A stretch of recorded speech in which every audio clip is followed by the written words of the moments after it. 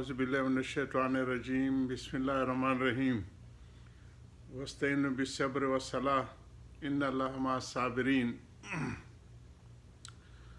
सब्र सलाह से हज़रत की आज हमारी नशिस्त है।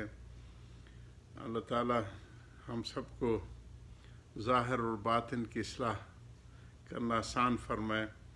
हज़रत इसको ज़हर बास ले रहे हैं कि अमाल दो तरह के हैं। ज़ाहरी उसमें कुछ क़ुयूद ज़वाबित होते, पाकी नापाकी ज़ाहरी अमाल में। बाती अमाल में कुछ इस किस्म के ज़वाबित तो नहीं हैं, छोड़ने का हुक्म है। जो हमारी बुरी आदतें पक चुकी होती हैं उसको छोड़े। उसमें हज़रत कल ज़हर बहस थी अलकाब। ये माल और जाह के बुराइयों का हज़रत ज़ेर बहस लाए हैं। माल कहते हैं कि उससे तो फिर भी कोई पेट भर जाता है, कोई दो रोटियां आ जाती। ये जो अलकाब हैं और जाह तलब, ये उससे ज़्यादा ख़तरनाक है और ज़िल्लत का सबब बनती है। और हज़रत ने इन चीज़ों का है कि आजकल जो बड़े नए नए अलकाब आ रहे हैं, मुझे तो इससे नफ़रत है। सीधा साधा मुझे मौली कहा करो। इन अलकाब से इज्तिनाब बरता जाए। और हज़रत के ज़माने में तो ये चीज़ इतना रिवाज नहीं था, अब तो बहुत ज़्यादा रिवाज हो गया है कि बस जिसकी दस्तारबंदी हो गई वो फिर मुफ्ती का साहब का लाहिका लिखते हैं। अवाम में फिर बहुत ज़्यादा तशवीश होती है उन लोगों की आमाल व हरकत को देख कर। तो हज़रत फरमाते इस किस्म की चीज़ें काबिल तर्क हैं। ये जाह के लिए है और फिर वो ये लोगों की ग़ीबत में पड़ते हैं, दूसरों को नीचे दिखाते हैं ताकि हम जो है ऊपर रहें। तो जाह तलबी उससे ज़्यादा ख़तरनाक है। इस पे हम आए थे। आगे बढ़ते सब्र के मानी 150 नंबर सफ़े पे हैं हम लोग। सब्र के मानी है कि नफ्स को नागवार बातों का आदी बनाया जाए, यानी ख्वाहिश नफ्स की मुखालफत की जाए। चूँकि तुरूक में दुश्वारी इसलिए है कि हिज़्ज़ नफ्स फौत होता है। इसे जो शख्स मुखालफत नफ्स का आदी हो जाएगा उसको तमाम तुरूक आसान हो जाएंगे। सारे रास्ते जो है वो आसान, क्योंकि तर्क ग़ीबत नफ्स को इसलिए शाक है कि इसमें हिज़्ज़ है, उसमें उसकी पलीत नफ्स को खुशी मिलती है दूसरों की बुराई करते हुए, दूसरों को नीचे दिखाने में। नज़र बद का तर्क इसलिए शाक है, बद नज़री के जो आजकल तो बहुत ज़्यादा होगी। हमारे गांव में अब तक अल्हम्दुलिल्लाह है। हमारे अयूबी वग़ैरह में डॉक्टर सदाका अक्सर कहते हैं कि बच्चे अक्सर नीचे नज़रें करके गुज़रते हैं। तो हमारे ये बालई और अंदरूनी इलाकों में ये चीज़ें अब मौजूद है, फितरतन मौजूद है। माँ बाप सिखाते हैं बच्चों को कि नज़रों को नीचे रखो। लेकिन जदीद वसाइल और सोशल मीडिया और शहरों में ये चीज़ बहुत यानी इंतहाई ख़तरनाक हद तक पहुँच गई है, बदनज़री। और सबसे पहला खिताब बंदे की किताब पर्दा और लिबास में हम लोग लिखा है कि पर्दा दोनों की तरफ से है। मर्द को नज़रें जमाना मना है, औरत को ज़ीनत दिखाना मना है। इसका नाम पर्दा है जी।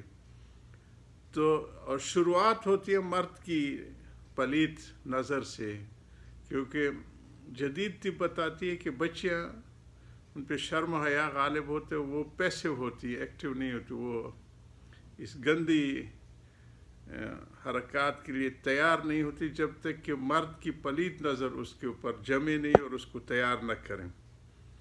बदनज़री का तर्क इसलिए शाक है कि नज़र बद में लज्जत है, और लज्जत भी ऐसे है कि सारी चीज़ों को भस्म कर देती है। ज़हनी सुकून को भस्म कर देती है, इबादत को भस्म कर देती है। हदीस में आता है कि जो अपनी नज़र की हिफाजत करता है, गैर जगह से नज़र हटाता है, अल्लाह सुब्हान ताला उसको ईमान की हलावत उसके दिल में अता फरमाते। तो पहला हुक्म तो मर्द को है کہ اپنے نظروں کو نیچے رکھو، اور یہیں سے بدکاری کی ابتدا ہوتی ہے۔ اور تمام محرمات کا ترک اس لیے دشوار ہے کہ حرام میں لذت ہے، کیونکہ پلیت نفس کو اس میں لذت آتی ہے، اور جو پاک لوگ ہوتے ہیں ان کے لیے تو ایسے ہوتے ہیں کہ حضرت فرمایا کرتے تھے کہ پلیت نفسوں کے لیے ایسے ہے کہ مکھی آئی اور بیٹھ گئی اڑ گئی، لیکن جو پاک ہوتے ہیں ان کے لیے ایسے ہوتا ہے معصیت کہ جیسے کہ وہ پہاڑ گر رہا ہو اس کے اوپر، اتنا وہ خوفزدہ اور ہو جاتا ہے۔ تو پلید نفسوں کو حرام میں لذت ہے۔ ان سب کی دشواری رفع کرنے کے لیے صبر کی تعلیم کی گئی ہے کہ نفس کو ناگوار امور کا عادی بناؤ، نفس کی مخالفت کرو، اس کی خواہش کو پورا نہ کرو۔ اعمال وجودیہ یعنی ظاہری اعمال، نماز، روزہ، حج وغیرہ اس لیے شاک ہے کہ اس میں قیود ہے۔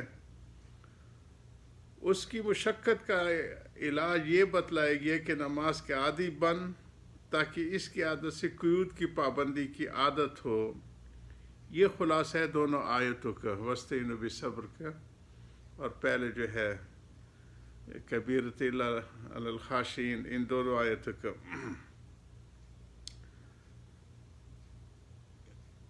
خلاصہ یہ ہے دونوں آیتوں کی تعلیم کا کہ اب یہاں یہ سوال ہوگا، وہ جو حضرت بتایا ہے کہ قیود کا پابند ہو جائے اور اپنے آپ کو پلیت حرکات سے روکے۔ اب یہاں یہ سوال ہوگا کہ صبر اور صلاح میں تو خود شاک ہے۔ سوال یہ ہوگا کہ صبر اور صلاح بھی تو خود شاک ہے، یعنی بھاری ہے، گراں ہے، بس لازم تھا کہ ان سے بھی آسان تدبیر بتلائی جاتی۔ اس کا جواب یہ ہے کہ دونوں اور اعمال کے اعتبار سے تو آسان ہے، یہ دونوں جو ہیں اپنے وجود کے حساب سے بہت آسان ہیں، یہ زیادہ دشوار نہیں۔ اس کی وہی مثال ہے جیسے ایک بزرگ نے مرید کو بھینس کا مراقبہ تعلیم کیا تھا۔ پیچھے ہم گزر آئے ہیں کہ اکابرین جو ہے یہ مردوں اور عورتوں کے نہیں، جو ان کے آس پاس چیزیں ہوتی ہیں اس میں جو چیز ان کے رغبت اور جس سے ان کو زیادہ محبت ہوتی ہے، یہ وہ اس کو عشق مجازی کو عنوان دیتے۔ اس کی جیسے ایک بزرگ نے بھینس کا مراقبہ اپنے دیہاتی نئے آنے والے طالب علم کو بتایا تھا۔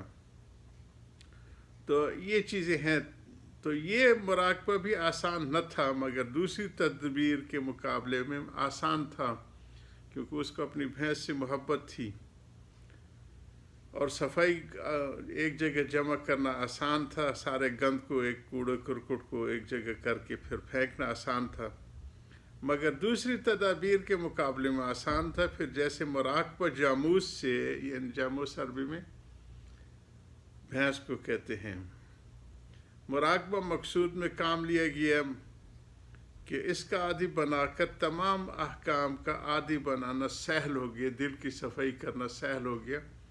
کھیت کی صفائی کی جاتی ہے، پھر بیجائی ہوتی ہے، تو جب صفائی ہو گئی تو پھر بیجائی نے اپنے جلدی جو ہے تخم پاشی کے بعد تھوڑی بہت آپاشی کی ضرورت ہوتی ہے، پھر کھیت ہرے بھرے ہو جاتے ہیں۔ تو دل کے کھیت اس طرح بزرگان دین ہرا بھرا کرتے ہیں۔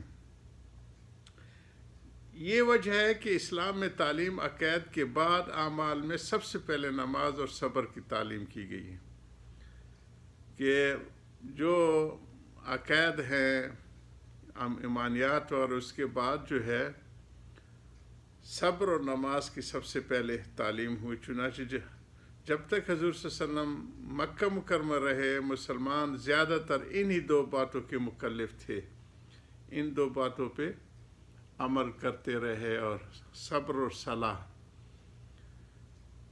یعنی نماز کے اور کفار کے ایذاؤں پر صبر و تحمل کے محرمات میں سے زنا و سرقہ و قطع رحم و کذب و اخلاف وعدہ نہ ہوا کہ چھوڑنے کا امر کیا گیا تھا، کہ ان چیزوں کو چھوڑو جو صبر کے ساتھ ہیں، جڑے ہوئے ہیں، کہ ہر حرام کاری کو چھوڑو، زنا کو چھوڑو، چوری کو چھوڑو، آپس میں جو ہے رحم کرو، جھوٹ چھوڑو، یہ چھوڑنے کا امر کیا گیا۔ باقی احکام محرمات کے متعلق بعد میں حکم نازل ہوا۔